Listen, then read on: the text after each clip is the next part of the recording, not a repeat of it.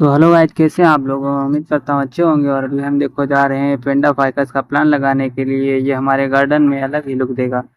तो हम आ गए थे गार्डन में। वहाँ पे सूरज ने पहले से ही गड्ढा खोद के रख दिया था। तो वो देखो धीरे धीरे करके एक एक पेंडा फाइकस के प्लांट को लगा रहा है। और ये साइड से जो सीढ़ियाँ हम हटाएगा उसी की जगह पे ये पेंडा फाइकस लगा दिया जाएगा। सीजियम फाइकस काफ़ी अच्छा लुक देता है, क्योंकि उसमें ऊपर से लाल पत्ती होती हैं और ये फेंडा फाइकस गोल्डन कलर की पत्ती होती हैं, जो अलग ही लुक देती हैं। इसको लगाने से आप यानी मान के चलिए आपको ज़्यादा मेहनत नहीं करना पड़ेगा और हल्का फुल्का पानी देते रहिए और ये प्लांट अपने आप ग्रो करता रहता है। और इसमें कुछ खास मेंटेनेंस नहीं होती है और इसकी हेल्थ तो जब बनेगी तो अलग ही लुक देगा। और ये देखो एक प्लांट लगा चुका है और ये तो 3 प्लांट लग चुके हैं। इसमें हमारे मान के चलिए कुल 10-11 प्लांट लगेंगे। सीजीएम जो हमारी थी वो 13 प्लांट की थी और ये 10-11 लग जाने के बाद अलग ही